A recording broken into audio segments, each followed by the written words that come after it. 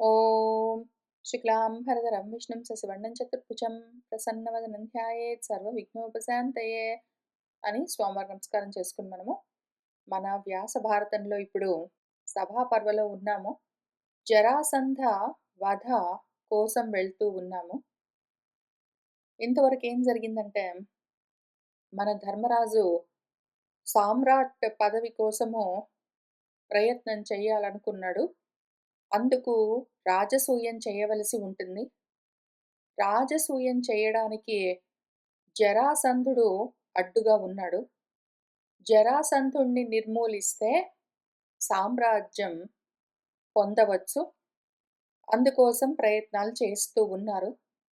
ఇక్కడ కూర్చుని ఈ విషయం గురించి విచారణ చేస్తూ ఉన్నవాళ్ళు మంత్రపర్వలో ఎవరు అంటే, మన వాసుదేవుల వారు, ధర్మరాజు, అర్జునుడు, భీముడు.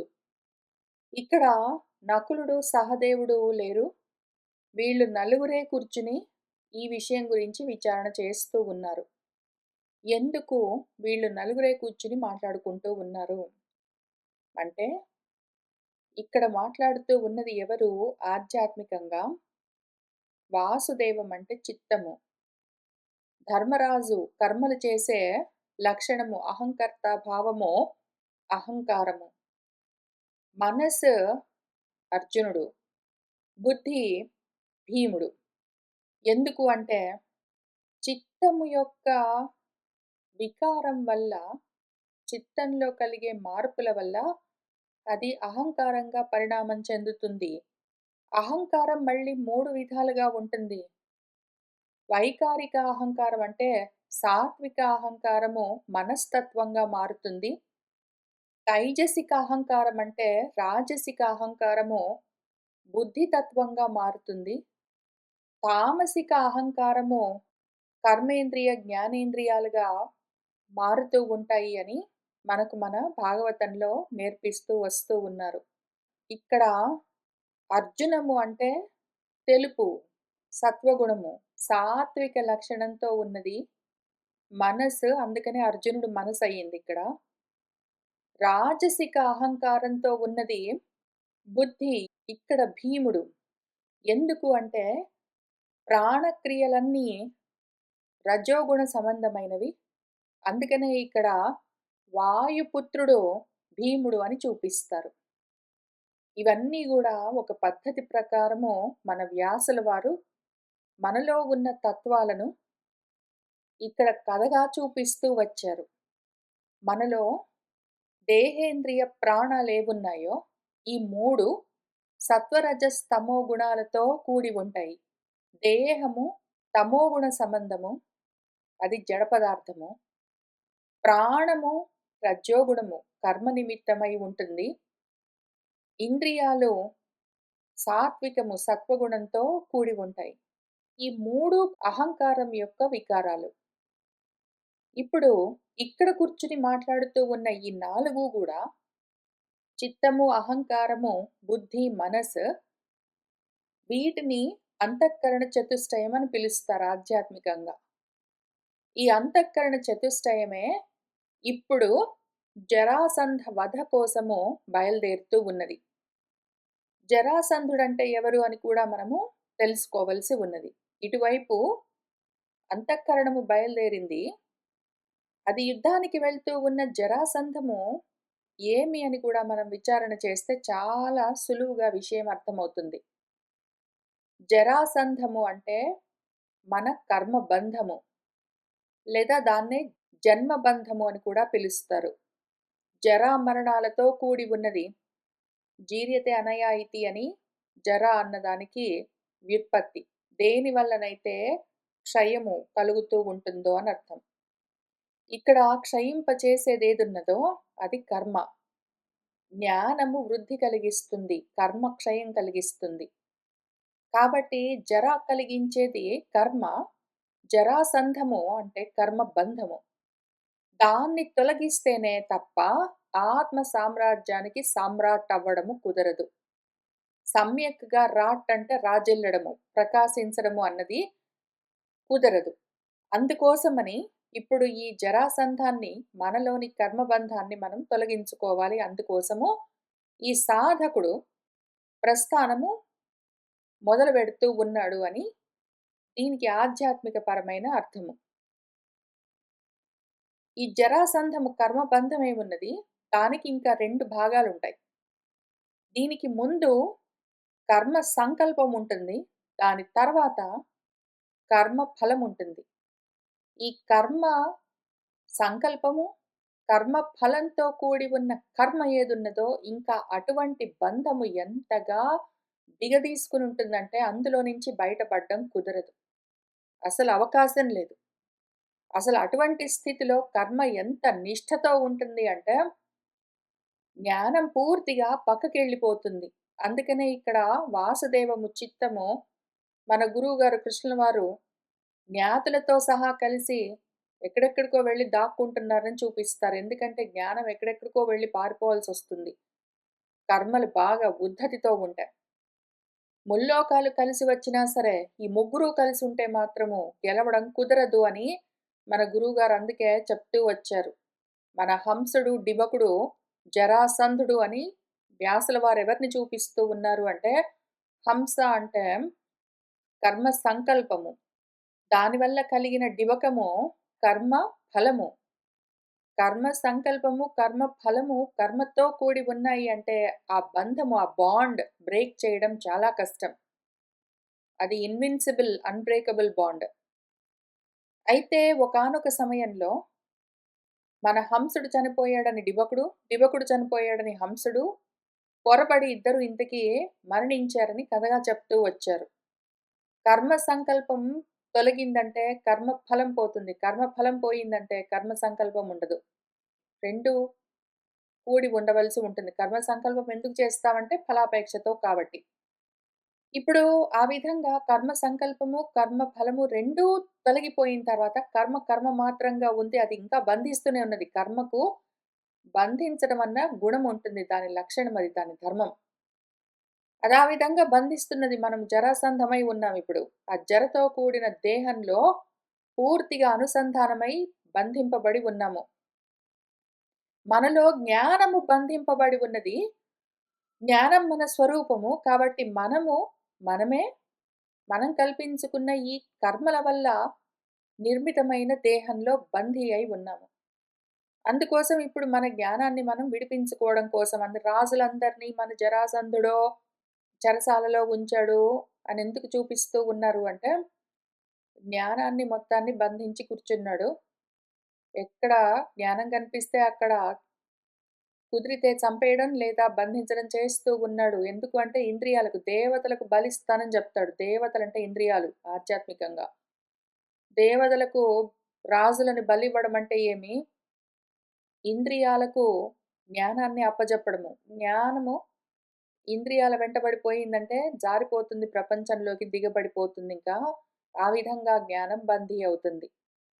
ఈ రకంగా జ్ఞానం బందీ అయి ఉన్నది. అటువంటి జ్ఞాతులందరినీ మళ్ళీ పైకి తీసుకొని రావడం కోసం, కర్మను తొలగించడం కోసం మన సాధకుడు, సాధకుడిలోని అంతఃకరణం సిద్ధమవుతూ ఉన్నదిప్పుడు. ఈ జరాసంధం ఎక్కడి నుంచొచ్చిందని గూడా చాలా అందమైన కథ చెప్తూ వచ్చారు మనకు. ఒకానొక సమయంలో అనగనగా బృహద్రథుడు అని ఒకాయనున్నాడు. ఆయనకి 2 భార్యలున్నారు. వాళ్ళకి పిల్లలు లేరు. ఆ ఊళ్ళోకి ఒకానొక సమయంలో చండ కౌశికుడని ఒక ఋషి వచ్చాడు. ఆయన ఒక తామ్ర ఫలం ఇచ్చాడు. దాన్ని మన బృహద్రథుడు తన భార్యలిద్దరికీ ఇస్తే, భార్యలు దాన్ని సగం సగంగా పంచుకున్నారు. అందుకని వాళ్ళిద్దరికీ ఒక బిడ్డ సగం సగంగా జన్మిస్తే, ఆ ముక్కల్ని చూసి వాళ్ళు భయపడి అంతఃపురంలో నుంచి అవతలికి వదిలేస్తే, జర అన్న ఒక రాక్షసి వనిత చూసి, ఆ రెండింటిని తిందామన్న ఆశతో వచ్చి మాంసపు ముద్దలనుకుని, కలిపి పట్టుకుందాం అనుకునేసరికి అదేమో ఆ 2 ముక్కలు కాస్త ఒక్క బిడ్డగా మారి, పెద్దగా గావు కేకలన్నీ పెడుతూ ఉంటే, అంతఃపురంలో నుంచి బృహద్రథుడు, ఆయన భార్యలిద్దరూ వచ్చారు. జర ఆ బిడ్డను వాళ్ళకే ఇచ్చేసి వెళ్ళిపోయింది. వాళ్ళింక సంతోషంగా ఆ బిడ్డను తెచ్చుకున్నారు. ఈలోగా బృహద్రథుడు రాజ్యాన్ని జరాసంధుడికి అప్పజెప్పి తను దివంగతుడయ్యాడని కథగా చెప్పారు. ఇప్పుడు దీన్ని మళ్ళీ ఆధ్యాత్మికంగా చూద్దాము. మన బృహద్రథుడెవరు? బృహత్తుగా వ్యాపించి ఉన్న రథము ఇదిగో జన్మ. అందులో సదసత్తులు ఉంటాయి. అవి దాని శక్తులు. వాటికి ప్రజలు కావాలి మరి. జీవభావంతో జన్మ తీసుకుంటే ఎన్నో కోరికలుంటాయి. అవి కలగవలసి ఉన్నది, అవి తీరవలసి ఉన్నది అంటే కర్మ కావలసి ఉంటుంది. ఏవైనా కర్మలు చేస్తేనే గదా కోరికలు తీరేది. ఇక్కడ ప్రజలు అన్న కోరిక అని చూపిస్తున్నారు. ఏ కోరిక అయినా సరే తీరాలి అంటే మాత్రము కర్మలుండి తీరవలసిందే. అందుకోసం వాళ్ళు ఎదురు చూస్తూ ఉంటే చండ కౌశికుల వారని ఒకళ్ళొచ్చారని చూపిస్తారు. ఇందులో చండము అంటే చండ ప్రచండ వేగంతో కదిలే కాలము అని అర్థము. కౌశికము అంటే కుశలు, దర్భలు, యజ్ఞకర్మలు అని అర్థం. చండ కౌశికము అంటే కాలము, కర్మ. ఈయనకు సంకల్పం ఉన్నది మన బృహద్రథుడికి స్వభావము బిడ్డలు కావాలి అని. దానికి కాలము, కర్మ కూడా కలిసొచ్చాయి. దానితో అచ్చంట కౌశికుల వారు ఒక తామ్ర ఫలాన్ని ఇచ్చారని చూపిస్తారు. మనకు కథగా మన వ్యాసుల వారు. తామ్ర ఫలము అంటే ఎర్రగా ఉన్నది అని అర్థము. ఎరుపెక్కి ఉన్నది రజోగుణము. రజోగుణం వల్ల ఈ కర్మల అన్న ఒక ఫలము కలిగింది. దాన్ని సదసద్దులు పంచుకునేసరికి ద్వంద్వాలుగా వేరువేరుగా ఉన్నాయి. ద్వంద్వాలు వేరువేరుగా ఉంటే పనిచేయవు. ఆ ద్వంద్వాల్ని జర కలుపుతుంది. ఏదైతే మనలో జీర్ణింపచేసే లక్షణం ఉన్నదో దేహంలో, అది సదసత్తులను, జ్ఞానాజ్ఞానాలను పరస్పర విరుద్ధంగా ఉన్న తత్వాలన్నింటినీ, ద్వంద్వాలన్నింటినీ కలిపి ఉంచుతుంది. దాని చేత కలపబడ్డవాడు కాబట్టి జరాసంధుడు అని పేరు పెట్టారని చెప్తారిక్కడ కథగా. ఆ విధంగా జీవభావంతో ఉన్న ఈ దేహమన్న రథంతో ఉన్న బృహద్రథుడు సదసత్తులతో కూడి కోరికలు తీర్చుకోవాలన్న సంకల్పంతో ఉన్నప్పుడు కాలం, కర్మ కూడా కలిసొచ్చాయి ఆయన స్వభావానికి. కాలకర్మ స్వభావాలు కలిసొచ్చేసరికి ఆ జన్మ మొదలైంది ప్రారబ్ధము. ఆ ప్రారంభించబడ్డ జన్మ జరతో కూడి ఉన్నది. అది జరాసంధము. ఇప్పుడు ఈ జరాసంధానికి కర్మ సంకల్పం, కర్మఫలం 2 తగిలేసరికి దాన్ని విడదీయడం కష్టమయింది. దాన్ని నిర్మూలించడం కష్టము. కానీ ఇప్పుడు ఆ 2 లేకుండా పోయేసరికి కర్మ మాత్రంగా మిగిలింది. అది బంధిస్తూ ఉన్నా గూడా దాన్ని నిర్మూలించడము జ్ఞానానికి ఇప్పుడు సులువు. అందుకని మన జ్ఞానము బయలుదేరుతూ ఉన్నది అని ఈ కథ ఆధ్యాత్మికంగా మనము విప్పదీసి చూసుకుంటే తెలుస్తూ ఉంటుంది. పైగా మన బృహద్రథుడి యొక్క రాజ్యం పేరేమి అంటే మాగధము. మాగధము అంటే మాగం దోషం దధాతి ఇతి అని దోషభూయిష్టమైంది అని అర్థం అంటే దేహం. మాగధమన్న దేహంలో బృహద్రథుడు అన్న జీవుడు జరాసంధాన్ని పొంది ఉన్నాడు. ఆ జన్మ బంధమేమున్నదో జరాసంధము, దాన్ని ఏ విధంగా మనము సంహరించవలసింది అని జరాసంధ వధ అన్న పర్వలో ఇప్పుడు చూపిస్తారు. చూస్తూ వెళ్దాము. పైగా ఇక్కడ సంహారం చేసేది మనకు కథగా తెలుసు. భీముడు సంహరిస్తాడు. ఎందుకు అంటే భీముడు మళ్ళీ బుద్ధి ఏదో ఒక బుద్ధి గాదు, నిశ్చయాత్మిక బుద్ధి. నిశ్చయాత్మిక బుద్ధిః ఏకా ఇహ కురు నందన అని మన భగవద్గీతలో చెప్పినట్టు నిశ్చయాత్మికమైన బుద్ధి ఏదున్నదో అది మాత్రమే కర్మలను పూర్తిగా నిర్మూలించగలదు. కర్మబంధాన్ని ఛేదించగలదు. ఒకవేళ ఆ బుద్ధి అవ్యవసాయనమై ఉండి బహుశాఖలుగా అనంతంగా ఉన్నది అంటే పనికిరాదు. అందుకనే ఇక్కడ వ్యవసాయాత్మిక బుద్ధి కోసమే మంతనాలన్నీ మననమంతా జరిగింది ఇంతవరకు మంత్ర పర్వలో. ఇంకిక్కడి నుంచి జరాసంధ వధ పర్వ చూస్తూ వెళ్దాము. కథగా చూస్తే ముందు కాబట్టి మన వాళ్ళు ముగ్గురు బయలుదేరారు. ఎందుకు ముగ్గురే బయలుదేరారు? అంతఃకరణంలో మూడే బయలుదేరాయి. మన వాసుదేవుడు, భీముడు, అర్జునుడు చిత్తము, బుద్ధి, మనసు మాత్రమే బయలుదేరాయి. అహంకారం ఎందుకు ఇంకా బయలుదేరలేదు అంటే అహంకారం యొక్క వికారాలు మనసు, బుద్ధి అహంకారము దాని పాటికది కదలవలసిన అవసరం లేదు. అహంకారం యొక్క వికారాలే గాబట్టి, అహంకారం యొక్క వికారాలైన మనసు, బుద్ధి కదిలేయి, అహంకారం యొక్క మూడో వికారము తమోగుణము కాళ్ళు, చేతులు, మిగిలిన ఇంద్రియాలు, తన్మాత్రలవన్నీ కదలవలసిన పని లేదు. ఈ కర్మకు, జ్ఞాన కర్మకు, జ్ఞానయజ్ఞానికి ఇంద్రియాలతో పని లేదు కాబట్టి, నకుల సహదేవులు లేరు. అహంకారం యొక్క మిగిలిన 2 రూపాలు బయలుదేరాయి. వాటితో పాటు చిత్తము, వాసుదేవము కదిలి వచ్చింది. 3 కలిసి అక్కడి నుంచి ఇంద్రప్రస్థం నుంచి బయలుదేరి ఇక్కడ మాగధపురం వరకు వచ్చారు. ఆ తర్వాత ఏం జరిగిందో చూద్దాము. వాసుదేవుల వారు మన అర్జునుడితో అంటూ ఉన్నారు. ఏషః పార్థ మహాన్ స్వాదుః పశుమాన్ నిత్యం అంబుమాన్ నిరామయః సువేస్మాఢ్యః నివేశః మాగధః శుభః వైహారః విపులః శైలః వరాహः వృషభः తథా తథా ఏవ ఋషిగిరిః తాత శుభాః చైత్యక పంచమాః ఏతే పంచ మహాశృంగాః పర్వతాః శీతలద్రుమాः రక్ష్యంతీవ అభిసంహత్య సంహతాంగాః గిరివ్రజం. పార్థ, ఏషః ఇక్కడ చూస్తూ ఉన్నావా, మహాన్ స్వాదు గొప్ప రుచికరమైన పళ్ళతో ఉన్నది, పశుమాన్ పశువులతో నిండి ఉన్నది, నిత్యము అంబువాన్ చక్కగా నీటితో నిండి ఉన్నది, నిరామయము ఏ ఆమయములు కళంకాలు లేకుండా ఉన్నది, సువేస్మ ఆఢ్యః చక్కటి గృహాలతో నిండి ఉన్నది. అటువంటి మంగళకరమైన మన మాగధుడి యొక్క నివేశము, ఆయన అంతఃపురము చూస్తూ ఉన్నవా. వైహారము అన్న విపులమైన పర్వతము, విశాలమైన పర్వతము, వరాహమన్న పర్వతము, వృషభమన్న పర్వతము, తథా ఏవ అట్లానే ఋషిగిరి అన్న పర్వతముతో పాటుగా మంగళకరమైన ఈ చైత్యక పర్వతంతో కలిపి మొత్తము ఒక 5 పర్వతాలతో ఉన్నది ఈ మాగధ రాజ్యం చూస్తూ ఉన్నావా. ఈ 5 శృంగాలు పర్వతాలన్నీ వాటి శిఖరాలతో సహా చల్లటి చెట్లతో కూడి అన్నీ కలిసి ఒక్కటిగా ఈ గిరివ్రజాన్ని, మాగధపురాన్ని రక్షంతీవ సంరక్షిస్తున్నాయి చూస్తూ ఉన్నవా. పుష్పవేష్టిత శాఖాగ్రైః గంధవద్భిః మనోరమైః నిగూఢాః ఇవ లోధ్రాణాం వనైః కామిజనప్రియైః. ఇక్కడ చక్కగా పువ్వులతో పరివేష్టించి ఉన్న, చెట్ల కొమ్మలతో నిండి ఉన్న, పరిమళభరితమైన, మనోరమమైన,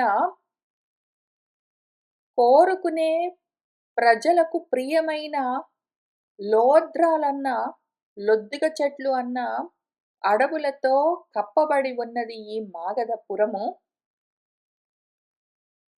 ఈ మాగధపురము అసలు ఎట్లా తయారయ్యింది అంటే, శూద్రాయాం గౌతమః యత్ర మహాత్మా సంసితవ్రతః ఔసీనర్యాం అజనయత్ కాక్షీవాదీన్ సుతాన్ ఋషిః. ఒకానొక సమయంలో మహాత్ముడు, సంసితవ్రతుడు ఋషి గౌతముడు ఒక శూద్ర వనిత యందు, ఆమె పేరు ఔసీనర, ఉసీనరుడి కూతురు, ఆమెతో పాటు కలిసి మన గౌతముడు కాక్షీవాదులు మొదలైన పుత్రులను అజనయత్ జన్మింపచేశాడు. గౌతమః క్షయాత్ తస్మాత్ అథాసౌ తత్ర వేశ్మని భజతే మాగధం వంశం సహ నృపాణాం అనుగ్రహాత్. సహ గౌతమః మన గౌతముడు, అథాసౌ ఆయన, అస్మాత్ క్షయణాత్ ఈ దేశం నుంచే, క్షయము అంటే భూమి భాగము అని అర్థం, భూమి అని అర్థం, ఈ రాజ్యం నుంచే, అక్కడ ఈ వేశ్మని ఇంట్లో నుంచే, అంతఃపురం నుంచే నృపాణం రాజులందరినీ అనుగ్రహిస్తూ మాగధ వంశాన్ని భజతే చేరి ఉన్నాడు. అంగవంగాదయః చ ఏవ రాజానః సుమహాబలాః గౌతమక్షయమభ్యేత్య రమంతే స్మ పురా అర్జున. ఇక్కడ గొప్ప బలవంతులైన రాజులందరూ అంగదేశం నుంచి, వంగదేశం నుంచొచ్చిన వాళ్ళందరూ గూడా గౌతముడి క్షయము, గౌతముడి రాజ్యాన్ని అభ్యేత్య పొంది అక్కడికొచ్చి రమంతే స్మ పురా ఎప్పటినుంచో చిరకాలంగా ఆనందిస్తూ ఉన్నారు అర్జున.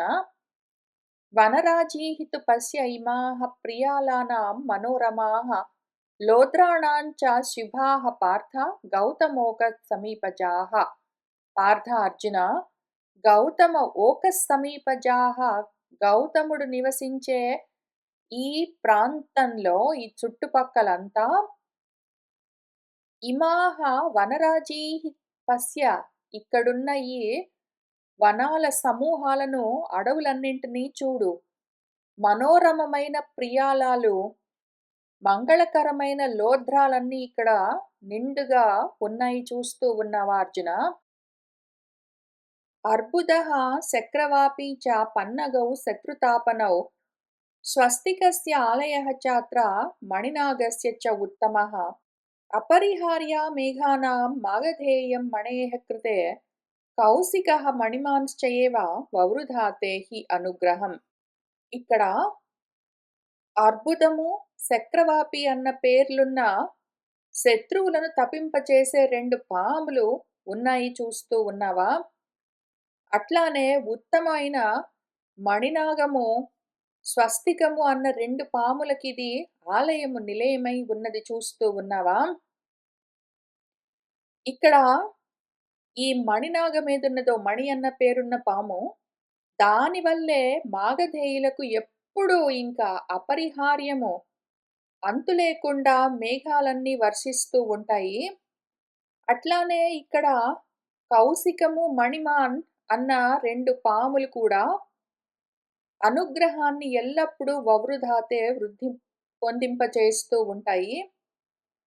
అర్ధసిద్ధింతు అనపగాం జరాసంధః అభిమన్యతే వయమాసాదనే తస్య దర్పమద్య విహన్మహి.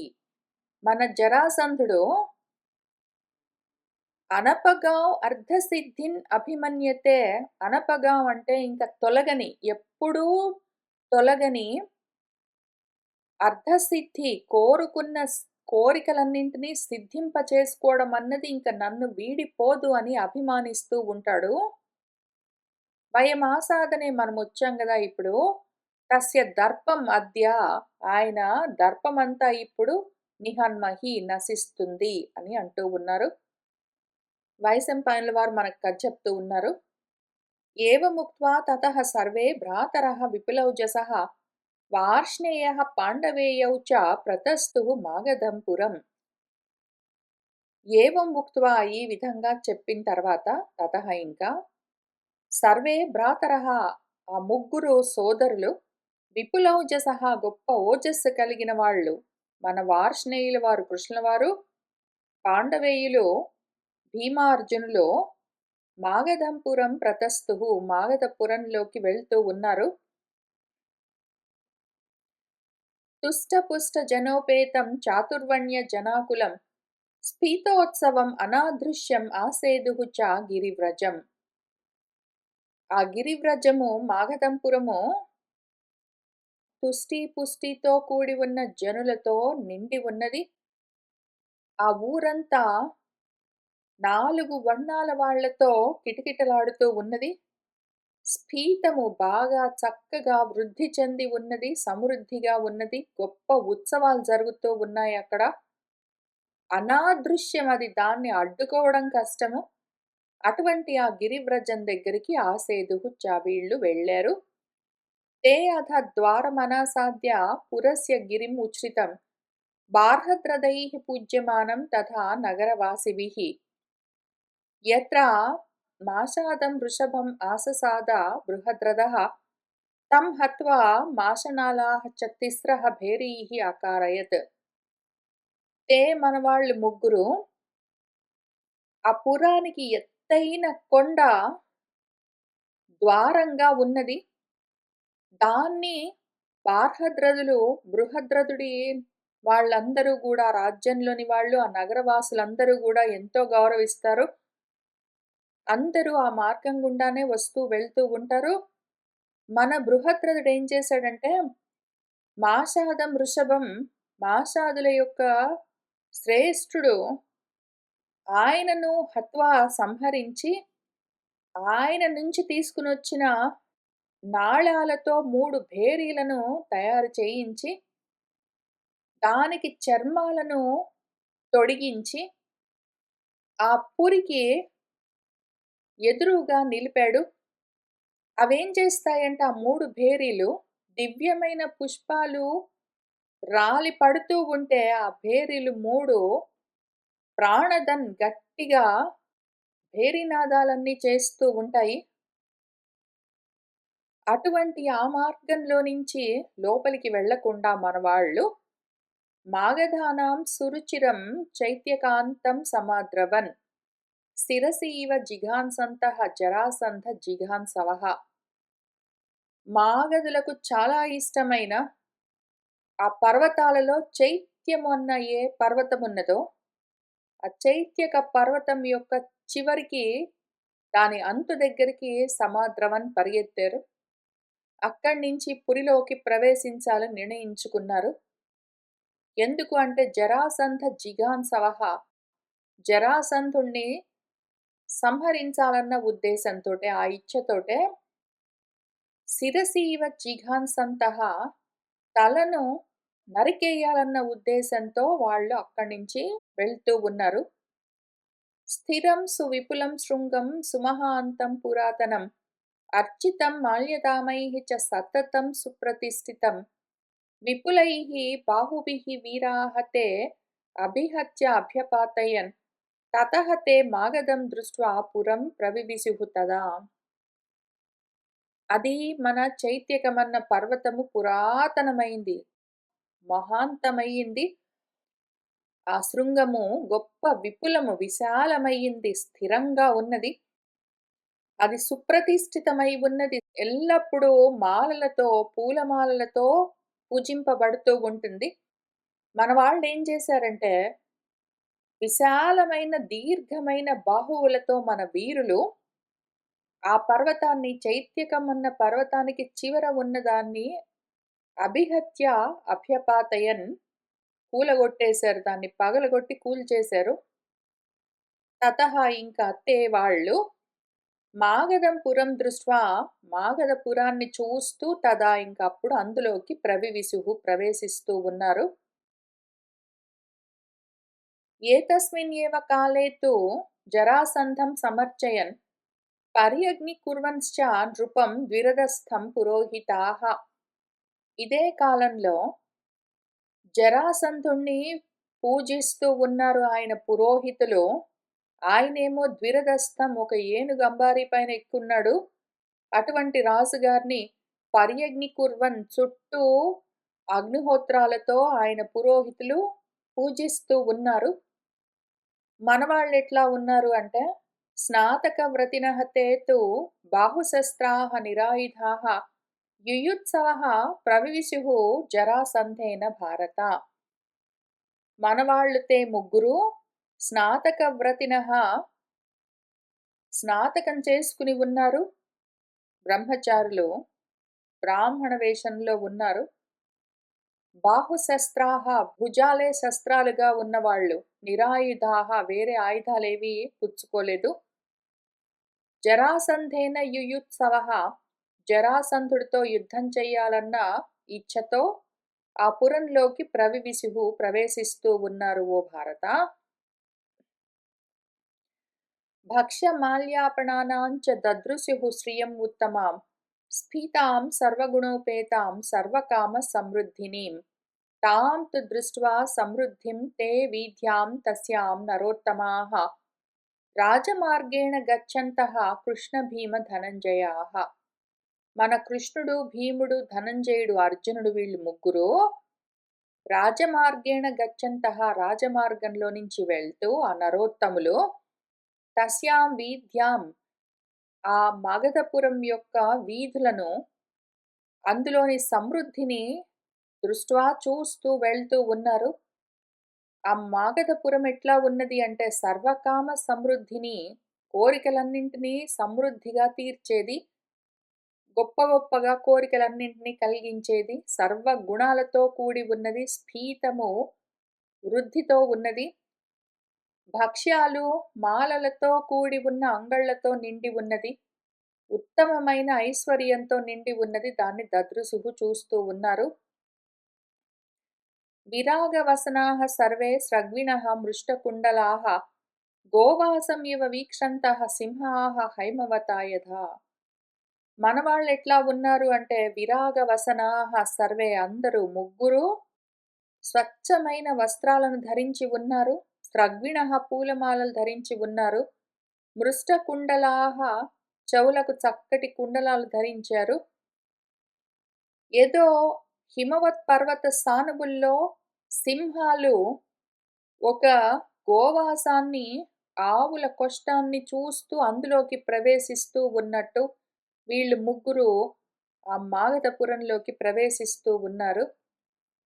శైలస్తంభ నిభాః తేషాం చందనాగరు భూషితాః అశోభంత మహారాజా బాహవః బాహుశాలినాం. మన గొప్ప బాహువులు కలిగిన వాళ్ళ యొక్క బాహువులు ఎట్లా ప్రకాశిస్తున్నాయి, శోభిల్లుతూ ఉన్నాయి అంటే తేషాం వాళ్ళ యొక్క భుజాలు పర్వత స్తంభాల్లాగా ఉన్నాయి. గంధాలు అగరులతో అలంకరించబడి ఉన్నాయి. తాన్ దృష్ట్వా ద్విరద ప్రఖ్యాన్ శాలస్కందానివ ఉద్గతాన్ వ్యూఢోరస్కాన్ మాగధానాం విస్మయః సమజాయత. మన వాళ్ళను చూస్తూ ఉంటే వాళ్ళ భుజాలే ఉన్నాయి అసలు ఏనుగు తొండాల్లాగా.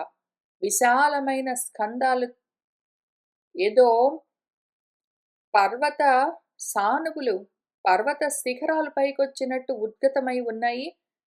వాళ్ళ ఉరస్సులు, వక్షస్థలాలు విశాలంగా ఉన్నాయి. వాళ్ళను చూస్తూ మన మాగధులందరూ ఎంతో ఆశ్చర్యపోయారు. వాళ్లకు విస్మయం కలిగింది. ते तु अतीत्य जनाकीर्णाः तिस्रः कक्ष्याः नरषभाः అహంకారేణ రాజానం ఉపతస్థుః మహాబలాః. తే తు వాళ్ళు జనాలతో కిటకిటలాడుతూ ఉన్న 3 కక్షలను అతీత్య దాటి మన నరర్షభులు అహంకారంతో ఆ మహాబలులు రాజు దగ్గరికి వెళ్ళి ఉపతస్థుః నిలబడ్డారు. మన జరాసంధుడి దగ్గరికి వెళ్ళి తాంతు అపూర్వేణ వేషేణ దృష్ట్వా నృపతి సత్తమః ఉపతస్థే జరాసంధః విస్మితః చ అభవత్ తదా. మన నృపతి సత్తముడు జరాసంధుడు కూడా వాళ్ళని చూసి ఈయన కూడా ఆశ్చర్యపోయాడు. లేచి నిలబడ్డాడు. తాన్ అబ్రవీత్ జరాసంధః తదా యాదవ పాండవాన్ ఆస్యతామితి రాజేంద్ర బ్రాహ్మణ ఛద్మ సంవృతాన్. ఓ రాజేంద్ర, ఓ జనమేజయ మహారాజా, మన జరాసంధుడు తాన్ యాదవ పాండవాన్, ఆ యాదవ పాండవులను చూసి తదా ఆస్యతామితి కూర్చోండి అని ఆ బ్రాహ్మణ వేషంలో ఉన్న వాళ్లకు ఆసనాలు చూపించాడు. అథ ఉపవివిశుః సర్వే త్రయః తే పురుషర్షభాః సంప్రదీప్తాః త్రయః లక్ష్మ్యా మహాధ్వరే ఇవ అగ్నయః. ఏదో ఒక పెద్ద అధ్వరంలో, యజ్ఞంలో త్రేతాగ్నులు ప్రజ్వరిల్లుతూ ఉన్నట్టు అటువంటి లక్ష్ములతో, కాంతులతో మన పురుష శ్రేష్ఠులు ముగ్గురు మన జరాసంధుడు చూపించిన ఆసనాల్లో ఉపవివిశుః కూర్చున్నారు. తాన్ ఉవాచ జరాసంధః సత్యసంధః నరాధిపః విగర్హమాణః కౌరవ్య వేషగ్రహణ కారణాత్. ఓ కౌరవ్య, జనమేజయ, మన నరాధిపుడు సత్యసంధుడు జరాసంధుడు వాళ్ళ వేషాలను, వాటిని చూసి గర్హిస్తూనే వాళ్లతో ఈ విధంగా మాట్లాడుతూ ఉన్నాడు. తే యూయం పుష్పవంతః చ భుజైః ఝాగాత లక్షణైః బిభ్రతః క్షాత్రం ఓజః చ బ్రహ్మణ్యం ప్రతిజానథ. తే యూయం, ఆ మీరు ముగ్గురు, పుష్పవంతః పువ్వులు ధరించారు బ్రాహ్మణులాగా, భుజైః జాగాతలక్షణైః క్షాత్రం ఓజః చ బిభ్రతః. మీ భుజాలపైనేమో ఆ ధనుస్సుల యొక్క నారి రాపిడి వల్ల గాయాలై అవి కూడా కనిపిస్తూ ఉన్నాయి. మీ భుజాలపై ఉన్న ఆ ధనుస్సు యొక్క నారి వల్ల కలిగిన ఆ ఇందెలను చూస్తేనేమో మీరు క్షత్రియులనిపిస్తున్నది. మిగిలిన వేషం చూస్తేనేమో బ్రాహ్మలనిపిస్తున్నది. ఏమి ఇటువంటి వేషాన్ని ధరించారు మీరు, బ్రాహ్మలా క్షత్రియులా ప్రతిజానథ, అర్థమయ్యే విధంగా చెప్పండి అని ఆయన బదులు పలకండి అని అన్నాడు. ఎందుకిట్లా ఉన్నారు అని ప్రశ్నించాడు. ఏవం ముక్తః తతః కృష్ణః ప్రత్యువాచ మహామనాః స్నిగ్ధ గంభీరయా వాచా వాక్యం వాక్య విశారదః. ఏవం ముక్తః ఈ విధంగా పలకబడ్డవాడై తతః ఇంక మన కృష్ణుల వారు ఆ మహామనాః మన జరాసంధుడితో ఈ విధంగా ప్రత్యువాచ బదులు చెప్తూ ఉన్నాడు. ఎటువంటి వాక్కులతో అంటే స్నిగ్ధ గంభీరయా వాచా, మృదు గంభీరమైన వాక్కులతో చక్కగా మాట్లాడగలిగిన నేర్పరి అయిన కృష్ణుల వారు ఈ వాక్యాన్ని బదులుగా చెప్తూ ఉన్నారు. ఆయన ఏమన్నారంటే, స్వవీర్యం క్షత్రియాణం చ బాహ్వోః దాతా న్యవేశయత్ తద్దిదృక్షసి చేత్ రాజన్ ద్రష్టాసి అద్య న సంశయః. క్షత్రియుల బాహువుల్లో తన వీర్యాన్ని ధాత బ్రహ్మదేవుడే నిలిపాడు. అటువంటి మా బాహు వీర్యాన్ని చూడాలని నువ్వు కోరుకున్నావంటే ఓ రాజా, అద్య ఇప్పుడే ద్రష్టాసి చూస్తావు, నా సంశయ అనుమానం లేదు అని చెప్పారు. మా భుజాల్లో ఈ పరాక్రమము బ్రహ్మ వల్లే ప్రతిష్ఠితమయ్యింది. మా భుజ పరాక్రమాన్ని చూడాలనుకుంటే ఇప్పుడే చూద్దువు గాని అన్నారు. జరాసంధుడు ఆ మాటలు విని ఏమంటున్నాడంటే, న స్మరేయం కదా వైరం కృతం యుష్మాభిః ఇతి ఉత చింతయన్శ్చన పశ్యామి భవతాం ప్రతి వైకృతం వైకృతే చ అసతి కథం మన్యధ్వం మాం అనాగసం అరిం విబ్రూత తత్ విప్రాహ సతాం సమయః ఏషః హి. మీతో నాకేం వైరం ఉన్నది? ఎందుకు మీ భుజ పరాక్రమం నాకు చూపించాలనుకుంటున్నారు అని ఆయన అడుగుతున్నాడు. మీతో యుష్మాభిః కదా వైరం కృతం న స్మరేయం, ఎప్పుడు శత్రుత్వం కలిగిందో నాకు గుర్తుకు లేదు. మీతో నాకు శత్రుత్వం ఉన్నట్టు నాకు తెలియదు. చింతయన్శ్చ ఎంత ఆలోచించినా కూడా భవతాం ప్రతి మీ పట్ల నేను చేసిన వైకృతం న పశ్యామి, మీకు నేను చేసిన అపకారం కూడా ఏమీ లేదు. మీతో నాకు శత్రుత్వం ఉన్నట్టు నాకు తెలియదు. మీకు నేను ఎప్పుడు అపరాధం కూడా చేయలేదు.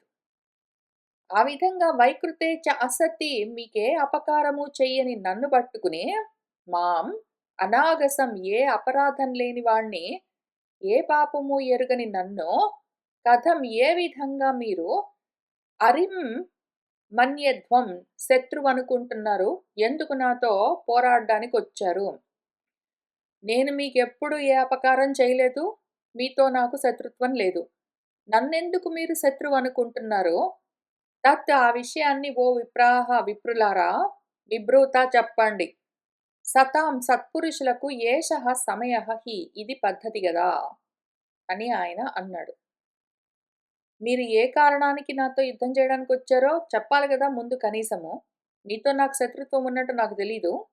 మీకు నేను ఎప్పుడు ఏ అపకారం చేయలేదు అని ఆయన అన్నాడు.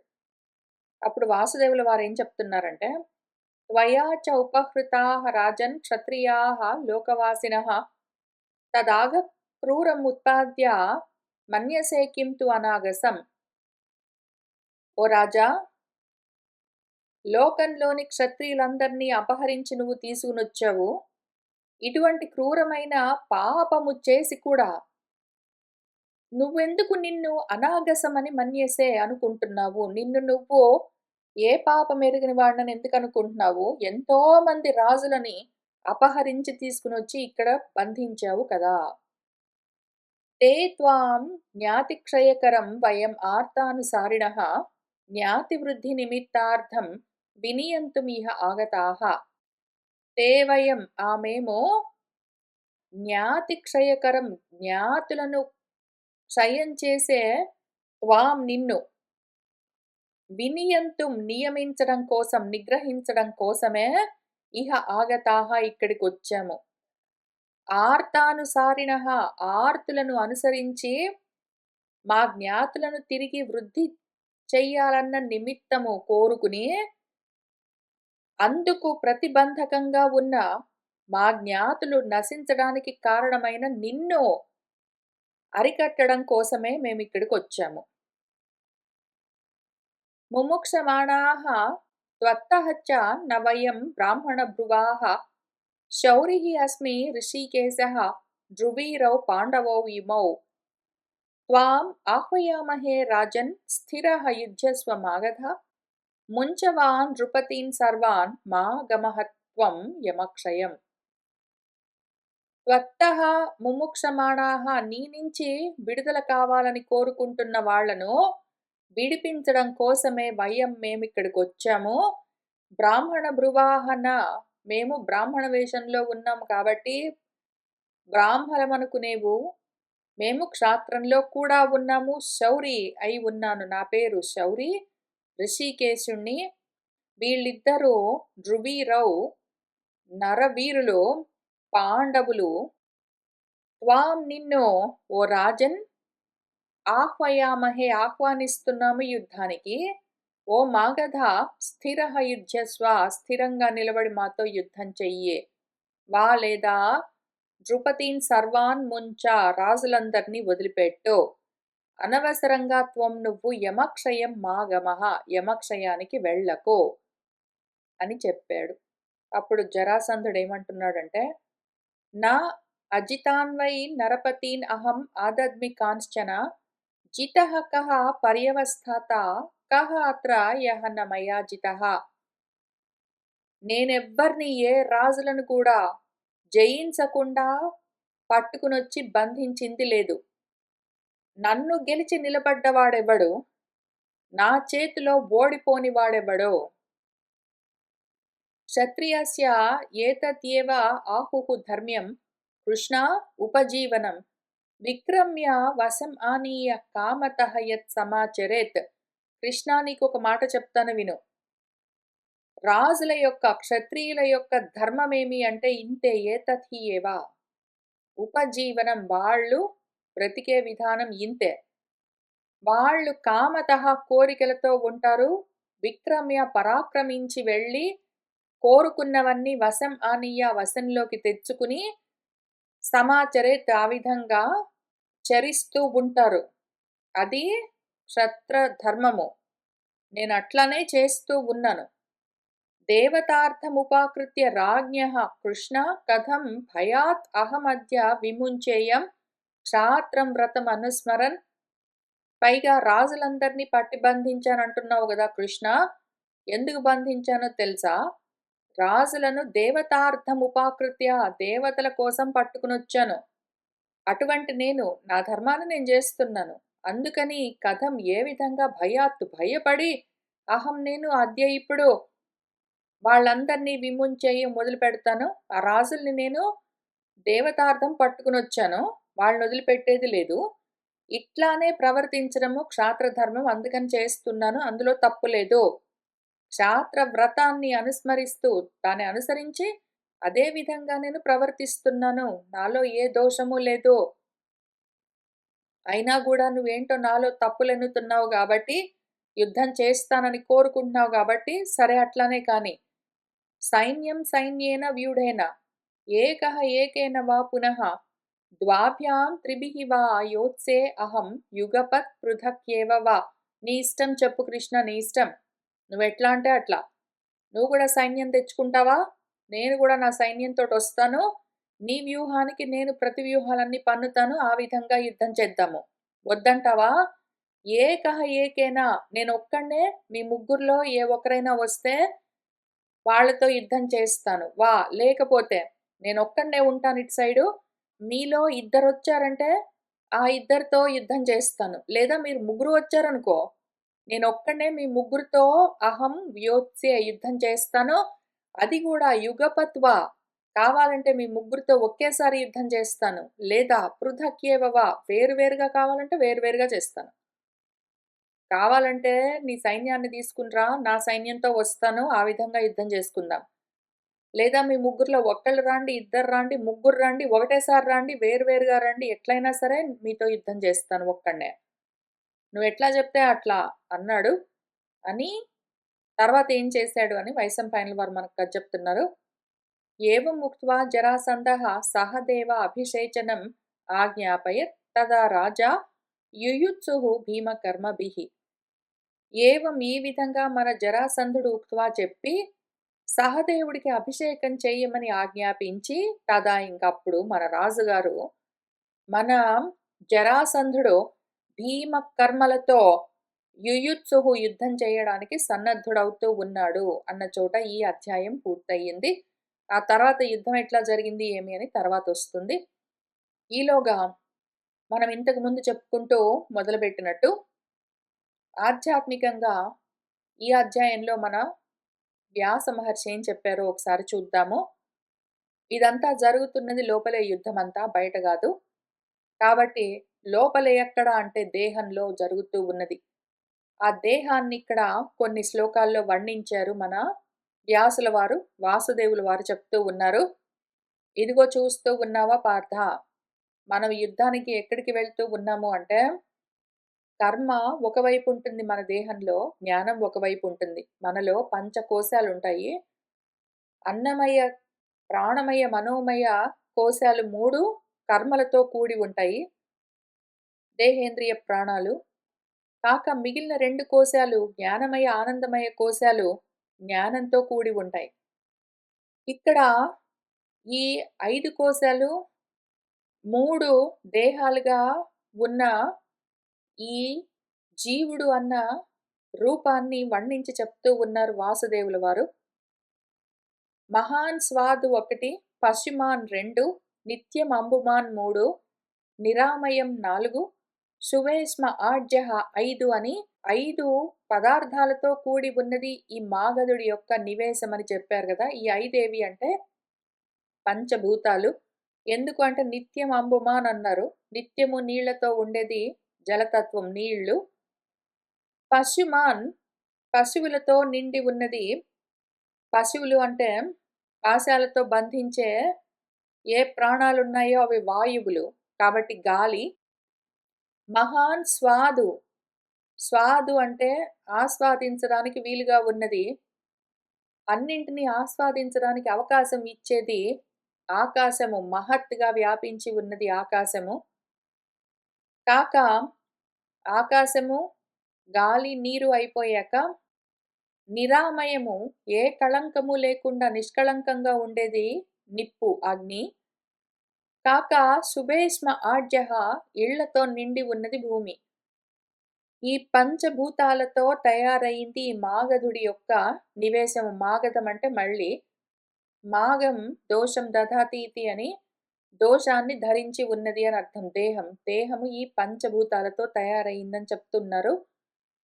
తర్వాత విశాలమైన 5 పర్వత శిఖరాలున్నాయని చెప్తున్నారు. అవేవి అంటే వైహారము, ఆహార విహారాలతో కూడి ఉన్న అన్నమయ కోశము. వరాహము, వరాయ ఆహంత ఇతి అని శ్రేష్టమైనది శబ్దం చేస్తూ ఉంటుంది. ప్రాణము, ప్రాణవాయువులతో కూడి ఉన్న ప్రాణమయ కోశము. ఆ తర్వాత వృషభము, వృష్ అన్న ధాతువుతో తయారైన పదమిది. వర్షతి కామానితి అని కోరికల్ని కురిపిస్తూ ఉంటుంది అని మనోమయ కోశము. తథా ఏవ అట్లానే ఋషిగిరి, రుచ్చతి గచ్చతి ఇతి అని జ్ఞానము, విజ్ఞానమయ కోశము. చైత్యకము, చితాయాం ఇదం అని చిత్తుకి సంబంధించింది. ఆనందమయ కోశము, సచ్చిదానందంలో నుంచి వచ్చింది ఆనందమయ కోశము. ఈ విధంగా కనిపిస్తున్న ఈ దేహము 5 కోశాలతో నిండి ఉంటుంది అని ఇక్కడ పంచకోశాలు చూపించారు. ఆ తర్వాత ఈ పంచకోశాలు కలిసి ఆ గిరివ్రజాన్ని మన దేహాన్ని కాపాడుతూ ఉంటాయి.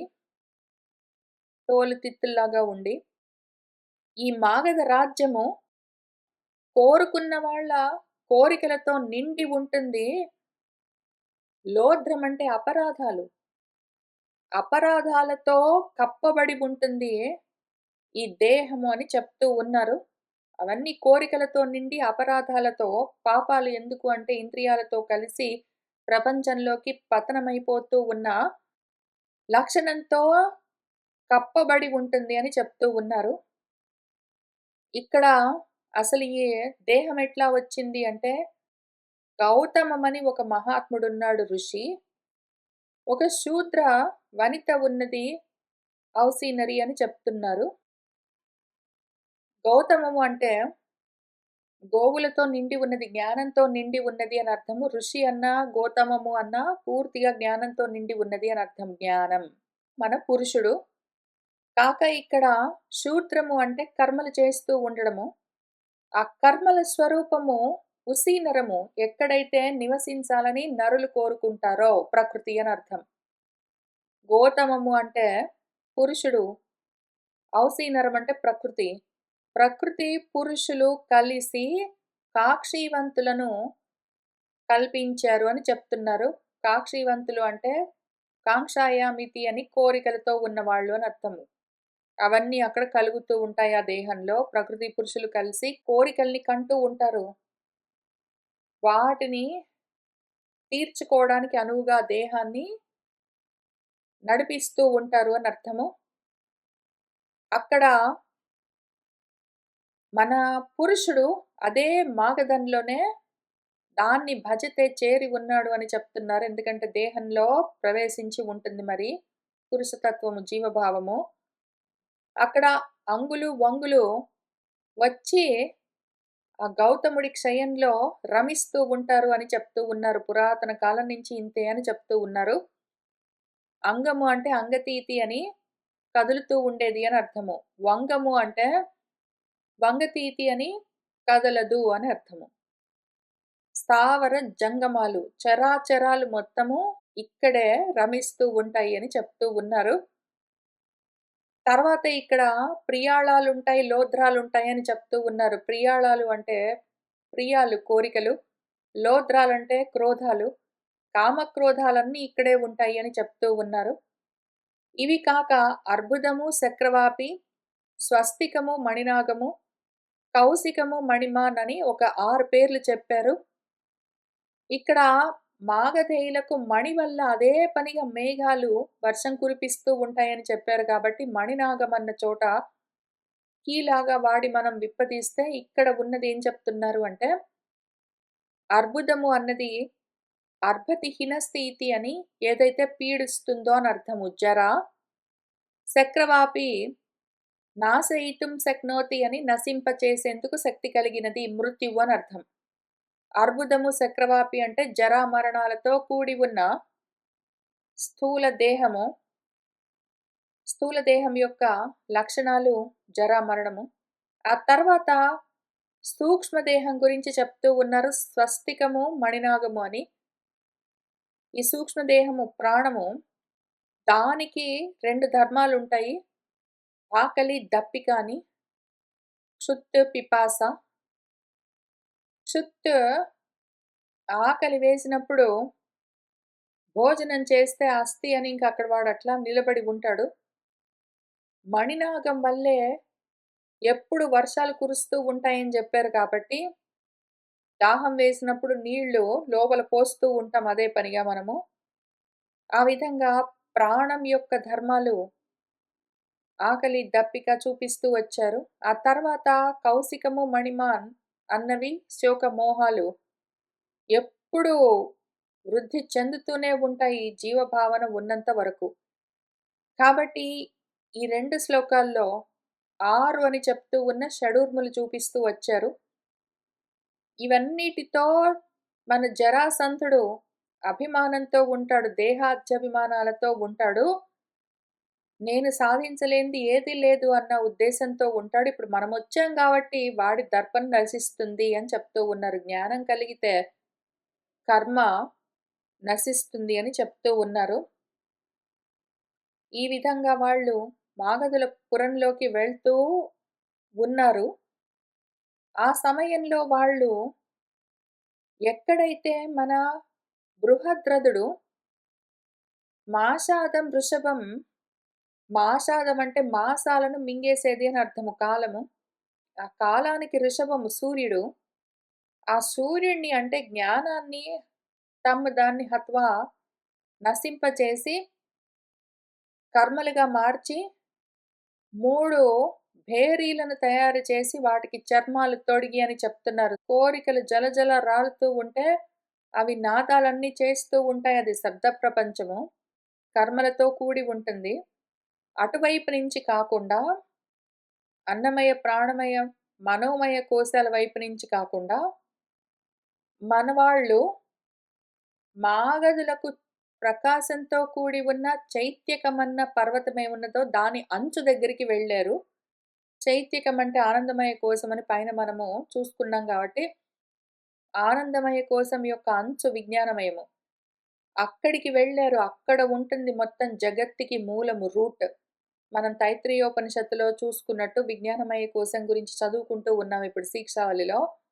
ఆ విజ్ఞానమయ కోశానికి పుచ్చం ప్రతిష్ఠ మహః అని చెప్పారు. మహత్తుగా వ్యాపిస్తుంది. ఆ మహత్ మొత్తం జగత్తుగా కార్యరూపం ధరిస్తుంది. ఇప్పుడు దీన్ని మొత్తాన్ని నశింపచేయాలి అంటే రూట్ దగ్గరికి వెళ్ళాలి కాబట్టి అక్కడికి వెళ్తూ ఉన్నారు వాళ్ళు. దానికి శిరస్సు, శ్రద్ధ. ఇంకా అక్కడి నుంచి నరుక్కుంటూ రావాలి అని వాళ్ళు బయలుదేరుతూ ఉన్నారు. అది స్థిరంగా ఉంటుంది. పురాతనమైంది. మహాంతం మహత్ దాని పుచ్చం ప్రతిష్ఠ అని అందుకనే జెప్పారు. అక్కడ ప్రతిష్ఠితమై ఉన్నది. మహత్ కాబట్టి అది పూజనీయమై ఉంటుంది. అర్చితం సతతం. అక్కడి నుంచి మన మాగధపురాన్ని అటాక్ చేయాలని అక్కడి నుంచి లోపలికి వెళ్ళారు. అక్కడ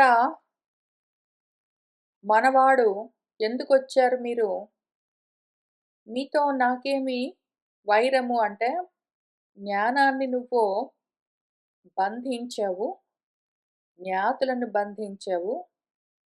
కాబట్టి విడిపించడం కోసము, కర్మలను నశింపచేయడం కోసము మేము వచ్చాము అని చెప్తూ ఉన్నారు. కర్మలు కూడా ఉద్ధతితో యుద్ధం చేయడానికే సిద్ధమవుతూ ఉన్నాయి. భీమ కర్మలతో కర్మలు కూడా తయారవుతూ ఉన్నాయి. మన జ్ఞానము కూడా ఇప్పుడు సుపరినిశ్చితమైన జ్ఞానంగా, నిశ్చయాత్మిక బుద్ధిగా వచ్చింది. ఆ రెండింటికి మధ్యలో జరిగే ఈ యుద్ధము, ఈ ద్వంద్వ యుద్ధము ఎట్లా జరిగింది? తర్వాత ఏమయింది? అని మనము తెలుసుకుంటూ ముందుకు వెళ్దాము. ఇవాల్టికి ఇక్కడికి ఆపుతున్నాను. సర్వం శ్రీకృష్ణ పరబ్రహ్మ పాదారవిందార్పణమస్తు.